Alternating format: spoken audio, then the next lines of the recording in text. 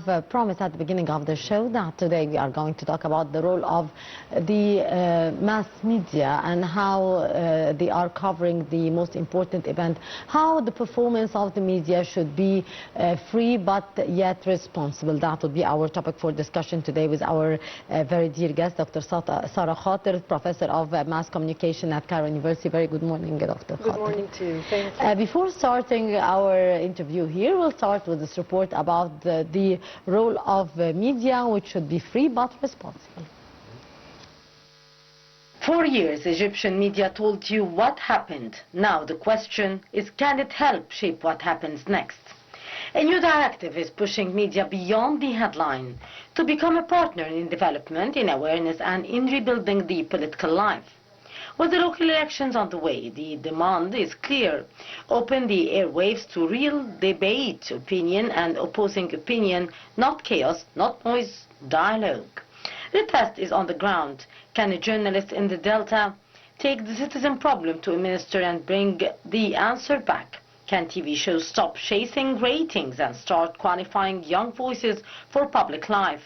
Can newspapers explain not just the crisis but the choice? This is where responsible freedom matters, the freedom to criticize with responsibility, to accurate the duty to confront rumors without silencing dissent, to take honesty about economic pain without panic, to talk about national challenges without hiding them. No single institution can do this alone. It will take the state, the press, civil society and citizens working together. Society and citizens working together. The goal is ambitious, to redefine the Egyptian media, not just as a mirror of the news, but as a platform for solutions, a scout for talent, a bridge between the street and the decision maker. The directive has been issued. Now comes the harder part, turning it into daily practice, because if media gets this right, it won't just report Egypt's next chapter, it will help write it.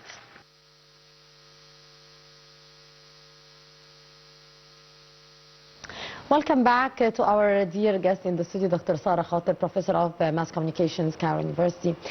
Dr. Khater, how can the media actually transform from just conveying the event into an active partner in supporting the development process and building the societal awareness?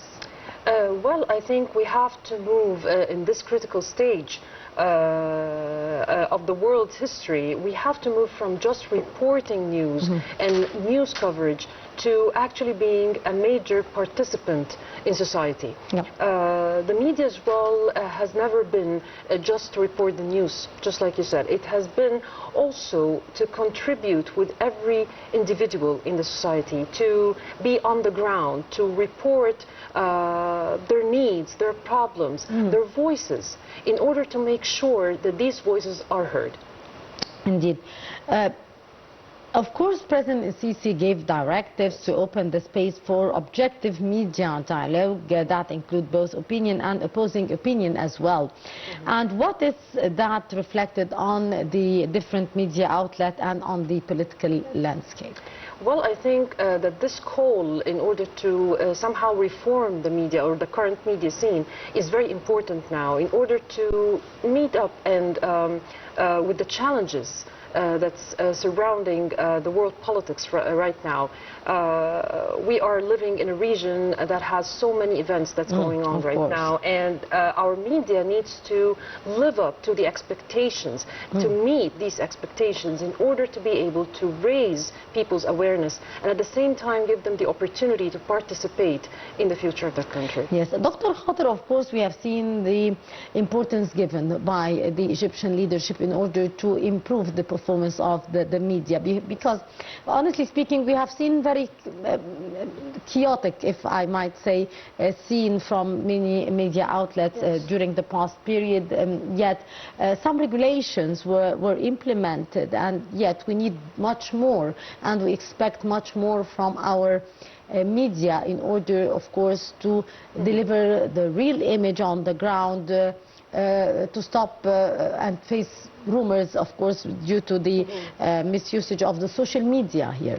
So how that could be achieved with the presence of the social media spreading many, of course, rumors and violating many norms. So how the media here, the respectful media, should face these very alarming challenges? Well, I think the key word here is responsibility. And when we talk about the freedom of media, freedom without responsibility, it's no longer freedom. It's chaos, just like you said.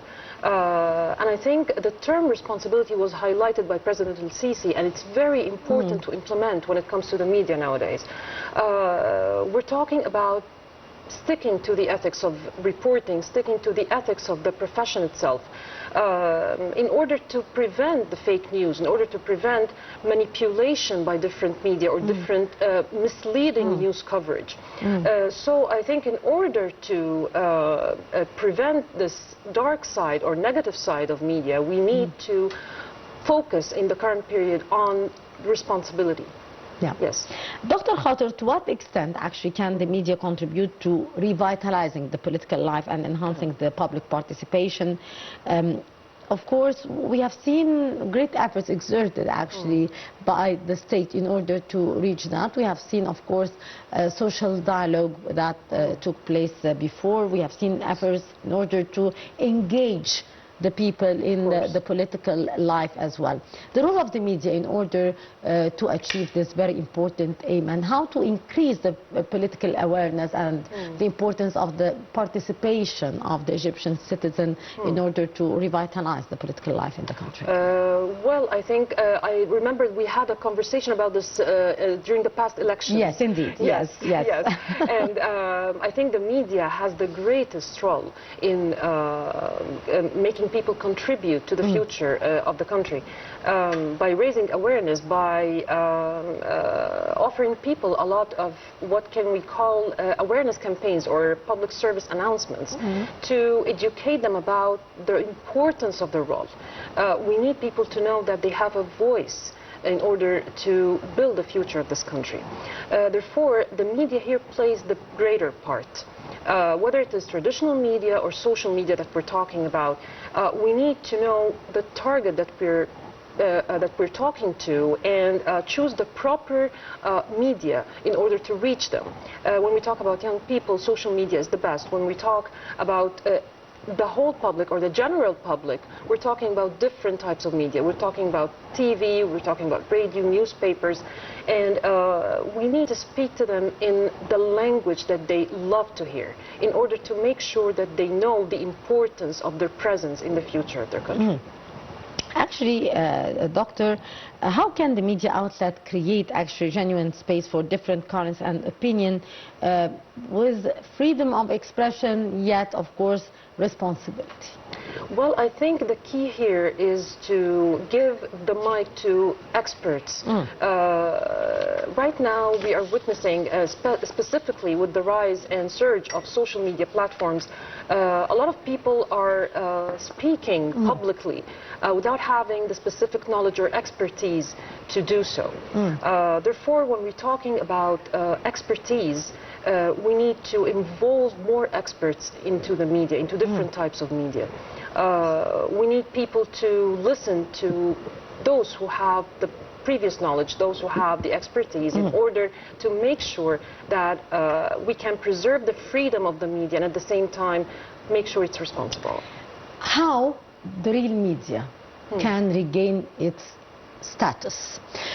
We have to mention here that due to, of course, the changes in the world here, if I might say, and of course the new generations and of course they are mainly using the social media. Many of them, they do not watch television so much. So how the media here can regain its role and status here as an influential tool which could reshape in a proper way the cultural awareness, the political awareness, and the whole awareness of the citizens?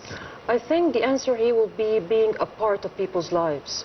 whether it is the new generation or any generation, the older generations as well. When media is a part of their lives or their everyday lives, when it feels them, when it gives them the opportunity to express themselves, I think here you give them the opportunity to contribute to the political life, to contribute to the good and well-being of their society. You give them a voice. So by being on ground, mainly with the people, you can give them a microphone to express themselves. And with time, I think their awareness will increase, and at the same time, we will see responsible media. Yes. What role can different programs and newspapers play in qualifying the youth and the political cadres, and to inform the citizens of their political rights and their political duties as well? And of course, that was tackled as well during the past election. Yes, of course. I think the main issue here is about educating people. Just like you said, we need to educate them through different campaigns, different media campaigns. We need to give them what they need to know in order to participate in the political life, the details of the elections, the details of how it's important to participate in politics, the importance of their votes. And I think by doing this, you open the door to more people over the time to participate freely and openly in political life and in media as well. Dr. Minister of State for Information, Dr. Dia Rashwan, called for conveying the citizens' voice and for the media to focus on the citizens' issues of concern and their problems as well. How can this call be turned into daily media practices, and to what extent that would be reflected positively on the citizens themselves? I think that Dr. Dia Rashwan's call was very important to clarify the coming stage and how it's important to reform the Egyptian media. I think one of the main important points that he tackled in his call was holding an annual meeting in order to discuss between different institutions and different organizations that are responsible for the media in order to discuss the future and the challenges of media during the past year. So I think this is very important in order to hold a continuous and consistent dialogue in order to know the main drawbacks and the main advantages and the main, what can we say, the strengths of the current media and how we can make it better in the future.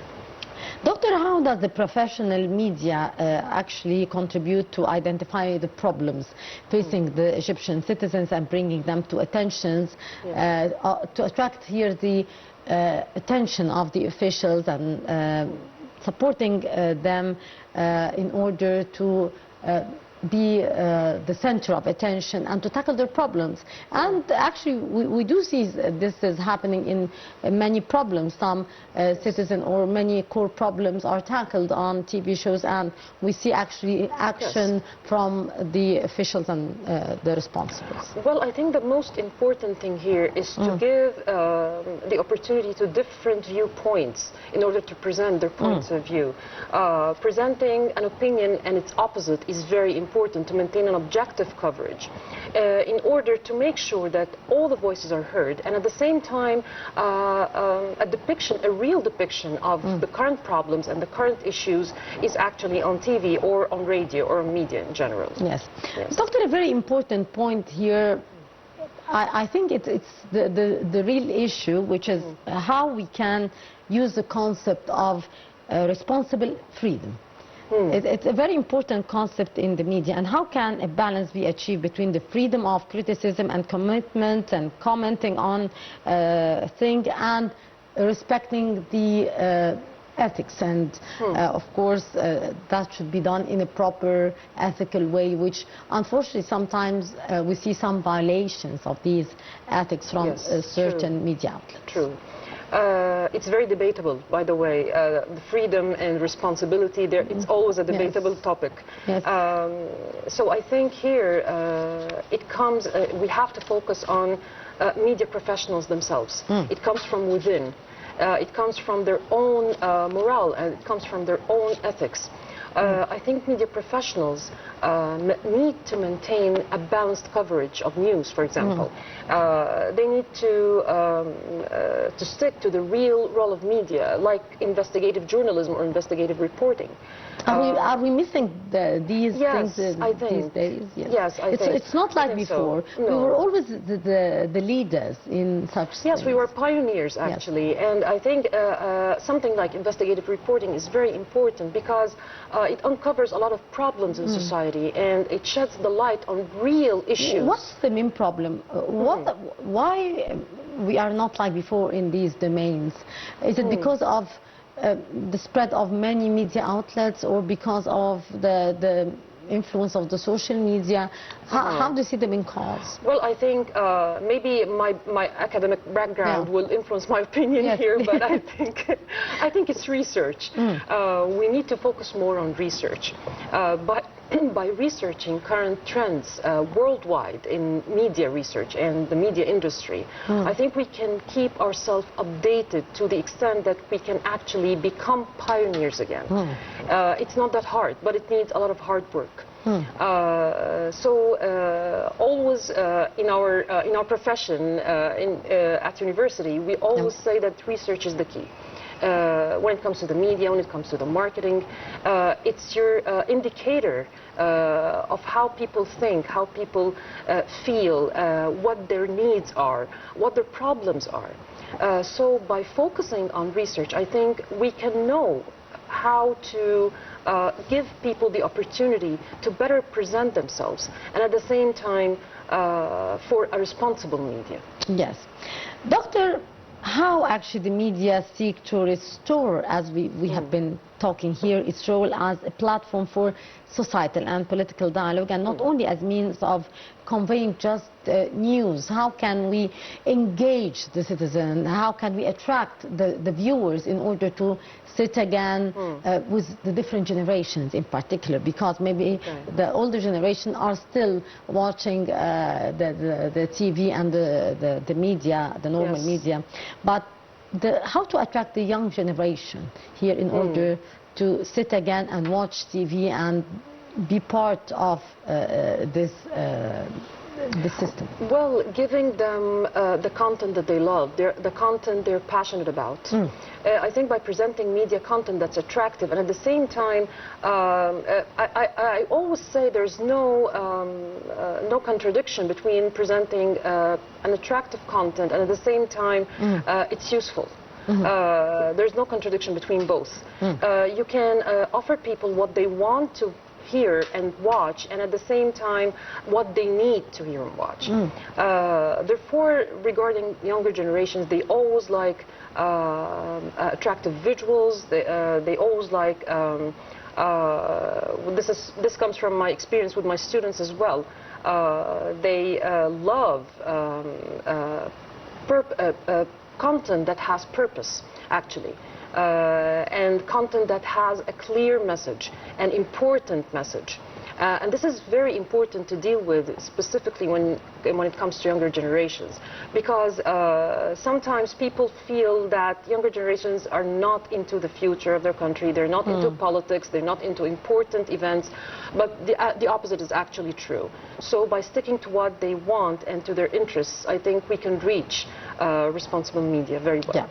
How can the media confront the misleading news and rumors while at the same time preserving the citizens' right to knowledge and freedom of expression, which is a very difficult... Very difficult, actually, yes. And misleading news and information, I think this is the syndrome of our age. It's the syndrome of the century, of course, because of the rise of different social media platforms, and everyone has a microphone right now. Even if they're not experts, even if they're not, they don't have expertise in media. Yes, misleading news and misinformation, I think we need to educate the people. This comes from awareness, basically. It comes from media professionals themselves, and it comes from regular people as well, who are not media experts. Yes. When we are focusing on the human being, we're focusing on individuals, this is when we can actually focus on their educating them and at the same time raising their ethical concerns. Yes. I think by this we can achieve this, we can solve this difficult equation. Yes. Dr. Sara, because of course of what they call the trend on the social media, we do see a lot of violations. We do see wrong information. We do see, of course, misleading information, rumors, everything. How that could be regulated in order not to be reflected as well on the regular media as well, because, of course, to be with the trend and to be the first and to collect viewers and whatsoever, we do see a lot of violations. Of course. So, the whole trend issue is very, very critical, actually. And I think, like you said, the trend is something that's easy. The psychology of using the trend is about having something that's so easy, or catching something that's so easy to deal with and using it for my advantage, to sell a product, in order to sell a cause, in order to promote some news, even if it's misleading news, actually. So I think the counter way, or how we can fight this, I think by using the trend, but for the truth, for promoting the truth. Yes, it's difficult, of course. It's not that easy, but I think if it can be used for promoting misinformation, it can be used for quite the opposite as well. Yes. What actually is it now the responsibility of the media in supporting the awareness of the economic, social and regional challenges that we are facing without falling into either exaggeration or obstruction, because it's very critical here to fall in both sides. Yes, that's true. By maintaining a balanced coverage, media has the greatest role, as I said before, in dealing with the current situation, the current challenges, specifically the regional challenges that everyone is facing in the region right now. So I think by maintaining fair and balanced coverage, by maintaining objectivity as much as we can, of course. There's no such thing as perfect or complete objectivity. We know that. Yes, of course. Yes, but not in any media. Not in any media. Yes, this is something that we actually learn in our first year in college. Of course. Yes, but as much as we can maintain fair and balanced and objective coverage. And at the same time, we have to focus on the ethical morale of media professionals, as well as educating the people. How can a genuine partnership actually be achieved among the state, the media, the civil society and the citizens on the file of development and building awareness?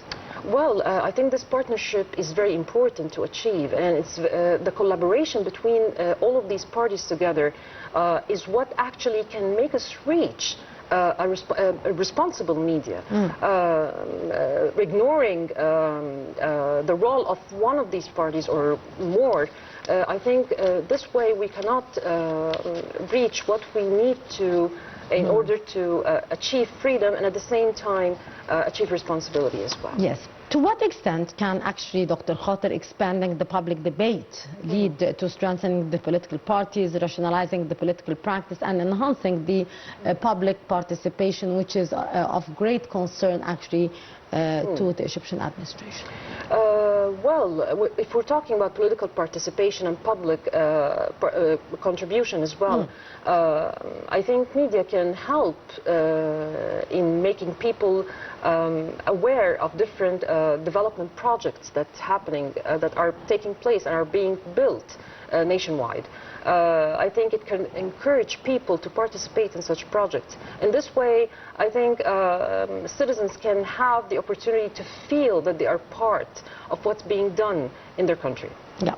Can the media become a platform for discovering the young, competent and the talents, for providing them with the proper opportunity to actually participate in the public and the political life in the country? Well, I think so, yes, because if we're talking about the younger generation, they are experts in using media. They're natural, actually. So giving them the opportunity to be the voice of their generation, I think it's actually going to be remarkable. It can achieve remarkable results if you have younger generations being part of the media industry and at the same time taking part in politics, in society in general, in sustainability causes as well. I think we will have remarkable results. Yes. Dr. Khater, what actually is required from the press and media institution in the coming phase so that these directives are actually translated into programs and content that is reflecting the diversity of the Egyptian society?